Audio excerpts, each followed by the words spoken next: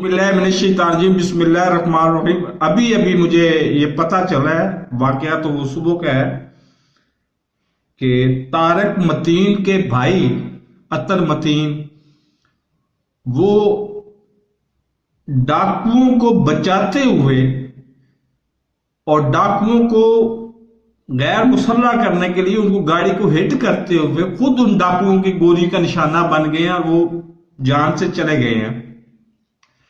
तो ये सरासर नाअहली है सिंध पुलिस की।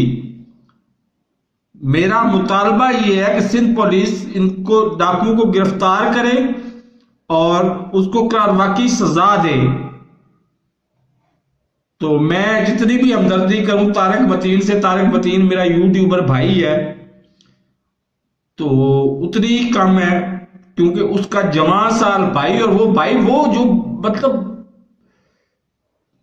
डाकुओं से भी पे भी रहम करने से बाज नहीं आया, उन सफाकों से भी रहम करने से बाज नहीं आया। उन्होंने गाड़ी हल्की टच की, कहीं ज्यादा इनको चोट ना लग जाए, उसी वजह से उन्होंने बैक पे फायर किया इसको और ये जान से गया।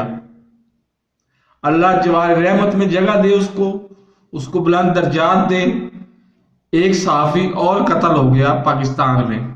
तो ये है इंसानी हकूक की खिलाफ वर्जी जिस पे मैं पिट के बैठ गया हूं। मेरी 750 वीडियो 800 वीडियोस हो गई हैं अब तो, 800 वीडियोस गवाह हैं कि मैं हमेशा अमन की बात करता हूं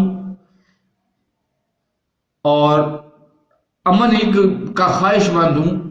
और इसी वजह से आज मैंने कहा है कि जी भारत टूट जाएगा। भारत इसलिए टूट जाएगा कि भारत में अकलीतों के लिए कोई टॉलरेंस की कोई नामो निशान नहीं है। मुद्दतवा पॉलिसी, एक मुद्दतवा पॉलिसी को ले ले तो आप आसानी से समझ सकते हैं कि भारत टूट जाएगा। तो मेरे इस चैनल को सब्सक्राइब नहीं किया तो सब्सक्राइब कर लें, साथ लगे बेल आइकन को दबा के नोटिफिकेशन को ऑन कर दें ताकि मेरे हर नए आने वाले वीडियो का नोटिफिकेशन आपको बर वक्त मिल सके। अल्लाह हाफिज।